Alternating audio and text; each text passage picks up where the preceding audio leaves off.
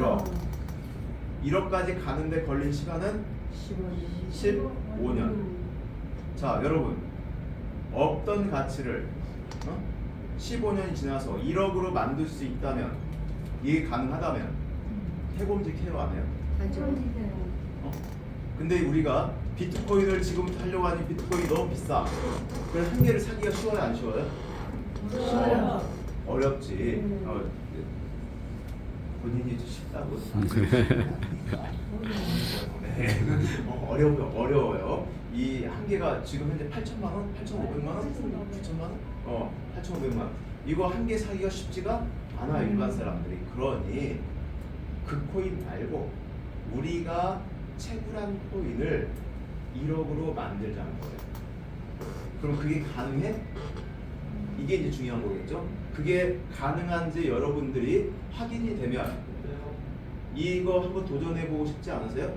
네. 근데 그 중에 벌써 15년 중에 7년이 지났어. 그럼 몇 년 남은 거예요? 8년. 15년 지났을 때 8년 남았네요? 그건 비트코인이니까 8년이지. 우리가 하면 8년이 안 걸려. 아무리 잡아도 5년이면 1억이 돼요. 아무리 잡아도 5년이면. 그러면 해본직해요, 안 해요? 해볼만해요. 자, 그 내용을 지금부터 얘가 설명을 하고 있는 거예요. 그걸 하기 위해서 이게 회사면 불가능하다라고 하는 거예요. 그래서 공동체를 구현해라. 어떤 공동체냐? 첫 번째는 가상 화폐 발행 공동체. 우리들이 가상화폐를 발행하는 주체가 된다는 거예요.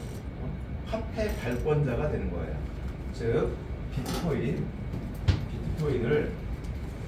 가지고 들어오면 현재 실시간 비트코인의 가격을 기준으로 내가 가지고 들어온 걸 곱하면 가상 화폐가 발행이 돼요. 이 가상화폐의 이름을 뭐라 하냐? 비트코인을 기반으로 만들어진 결제에 쓰는 거니까 이걸 비트페이라 하자 라고 하는 겁니다. 그리고 이 단위는 DUSD라 하자. 여기서 D는 Decentralized USD, 즉 개인이 발행한 탈중앙화된 달러 가치를 갖는 화폐다 이 말이에요. 이해되시죠? 그럼 달러가 동급이에요, 동급 아니에요? 동급이에요. 그러면 왜 이렇게, 자 그러면 비트코인 한 개를 가지고 들어왔다고 합시다. 현재 6만 달러라고 가정하면 6만 BUSD가 발행이 되는 거죠. 그러면 내가 비트코인으로 가지고 있는 게 나아요, 이렇게 갖고 있는 게 나아요? 당연히 비트코인으로 가지고 있는 게 낫지. 그런데 굳이 내가 이렇게까지 해서 이렇게 가지고 있을 이유가 있어? 이제 이런 생각을 하게 되는 거죠. 자, 이렇게 했더니 얘를 결제에 쓸 수 있더라. 이제는 결제에 쓸 수 있더라 이거예요. 그래서 두 번째가 이 가상화폐 결제 공동체 플랫폼이에요. 이걸 결제했으면, 자, 이 비트코인은 블록체인에 씌워져 있어. 그러니까 얘는 결제에 쓸 수가 없어. 왜? 수수료가 2만 원이야. 이체하는데. 자, 그런데 얘는 블록체인이 벗겨져 있어. 숫자화돼 있어. 그렇기 때문에 결제할 때 수수료가 따로 내가 드는 게 있어요, 없어요? 없어요. 이걸 이용하는데 얘의 본질적 가치인 비트코인이라고 하는 가상자산의 그 가치는 그대로 들어가 있는 거죠. 그렇기 때문에 이게 가상화폐인데 가상화폐 또한 가상자산에 속하는 거야. 그래서 얘로 전 세계에서 거래를 하게 되면 비트코인도 마찬가지지만 이렇게 만들어서 얘로 거래를 해도 전 세계에서 세금이 자유로워져요. 세금으로부터 자유로워져요. 그 이야기는 A라는 가게가 고객들로부터 카드, 현금 또는 기업 페이 이걸로 10만 원을 받았다. 그러면 10만 원에 대해서 부가세가 있어요, 없어요? 있어요. 있죠. 있어요. 있죠. 그래서 실제 내가 가져가는 돈은 이 중에 부가세를 뺀 91,919원이 내가 실제 매출인 거고, 나머지 9,000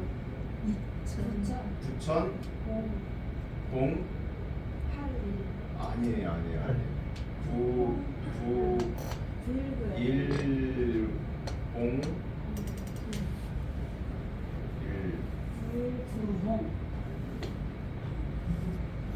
그렇다고 치고 90개 나오려고 해요. 9 이거는 세금이에요. 세금. 세금이에요. 세금. 자, 그래서 이때 내가 이 가게가 만약에 이걸로 10만 원을 받는다고 하면 여기에 세금이 있어요, 없어요? 세금이 없죠.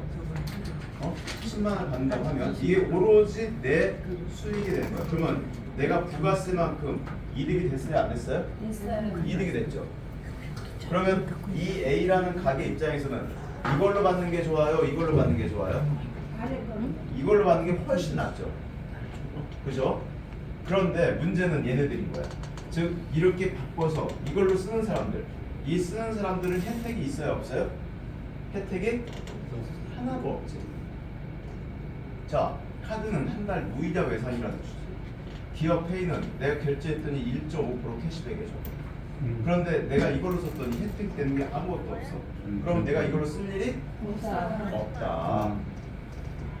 가게는 유리한데 유저들은 유리한 게 하나도 없다. 그러면 가게 입장에서는 이 10%의 이득이 중요할까요? 아니면 고객들이 더 많이 오는 게 좋을까요? 거기 많이 오는 거지. 많이 오는 게 좋지. 그러니 이 10%를 차라리 얘한테 되돌려줘. 그러면 얘 입장에서는 10%를 할인받은 꼴이니 훨씬 좋아요, 안 좋아요? 좋아요. 그러면 이 유저들은 A, 여기 B, C, D라는 가게들이 유사한 가게들이 있는데 굳이 여기 갈 이유가 없고 여기를 가지.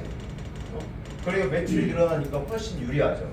그래서 가맹점이 이만큼을 할인해 주자. 그런데 이때 할인해 주게 되면 특정 국가에서는 또 법에 걸리는 나라들이 있어. 그 중에 우리나라도 하나의 나라예요. 깎아주면 법에 걸린대. 결제 수단에 대해서 차등 적용하면 과태료를 물어요. 자, 사장님 신용카드 내시면 제가 10% 깎아드릴게요. 가게 사장이 그랬어요. 그래요? 그걸 신용카드로 내서 결제했어. 제가 깎아드렸잖아요. 우리 사장이 봤어. 신고했어. 그럼 제가 벌금 물까요? 사장님 현금 내면 제가 10% 깎아드릴게요. 그럼 현금 내야 안 돼요? 네. 현금 내죠. 신고했어. 법에 걸려요. 문제는 가게 사장이 신용카드 내면 10% 깎아줄게요를 할 일은 없다는 거지. 보통 현금 내면 10% 깎아줄게요 했잖아요. 네, 이게 세금이 드러나지 않으니까 이것을 신고하면 법에 걸리게 하는 거예요. 그러니까 그대로 그 금액 받아라 이거야. 차등하지 말고. 그러니까 우리도 이렇게 하면 깎아주면 법에 걸릴 수가 있어요, 없어요? 있지. 그러니까 그런 문제를 해결할 방법으로 깎아주지 말고 그 부분을 우리가 포인트로 결제할게. 깎아주는 부분을. 그러니까 이걸 할인 포인트라고 해. 네가 할인해주는 만큼을 우리가 포인트로 결제할게. 그럼 숫자는 맞아요, 안 맞아요? 숫자만 맞으면 된다는 거예요. 또 웃기게. 명목상 숫자만 맞으면 법에 또 안 걸린다는 거예요. 참 법이 웃겨요. 그래서 그러면 이 숫자만 맞추면 되네. 그래서 포인트를 우리가 만들어서 이걸 갖다 결제에 쓸게. 그러면 이 포인트는 가게가 준다는 거예요? 우리가 만든다는 거예요? 우리가 만든다는 거예요. 가게한테 우리가 시혜로 받는 게 아니야. 우리가 만든다는 거야. 그래서 이걸 만드는 것을 1페이로 3달러 포인트를 만들어서 우리가 쓰자. 이렇게 설계가 되어 있는 결제 공동체 플랫폼이에요. 이해되셨어요? 네. 자, 결제 공동체 플랫폼이에요. 지우개.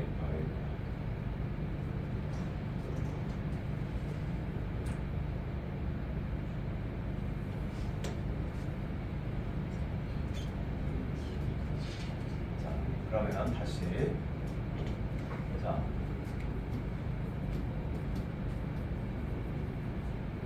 세 번째는 뭐냐면 마케팅 공동체 플랫폼이에요. 마케팅 공동체 플랫폼. 무슨 이야기냐? 자, 누군가는 여기에 이걸 쓰게끔 사람들한테 전달을 해줘야 되겠죠. 그래야 사람들이 쓸 거 아니에요. 알아야 쓸 거 아니에요. 모르면 못 쓰잖아요. 자, 제가 하나 얘기 드릴게. 우리가 현금을 쓰다가 카드로 바뀌었어요. 신용카드로. 신용카드 쓰다가 사람들이 이거 뜨거워를 한번 당했어. 그래서 이제 바꾼 게 체크카드로 바꿨어. 여기 신용카드. 체크카드를 바꿨어. 자, 그러다가 요즘 젊은 애들은 다 페이를 써요. 네이버 페이, 카카오 페이를 써요. 이렇게 바뀌는 이유를 보시면 현금을 쓰다가 신용카드를 쓴 이유는 한 달 무이자 외상. 내가 돈이 없어도 결제할 수 있어요. 자, 그러다가 우리가 체크카드를 쓴 이유는 이거 썼더니 신용불량자 됐네. 이거 안 당하고 싶어. 그래서 보완적인 방법으로 이 체크카드를 중간에 쓰고 있는 거죠. 얘도 쓰고 얘도 쓰고. 결국엔 다 카드야. 그런데 지금은 여러분들은 페이를 안 쓰지만 애들은 전부 다 페이를 써요. 페이를.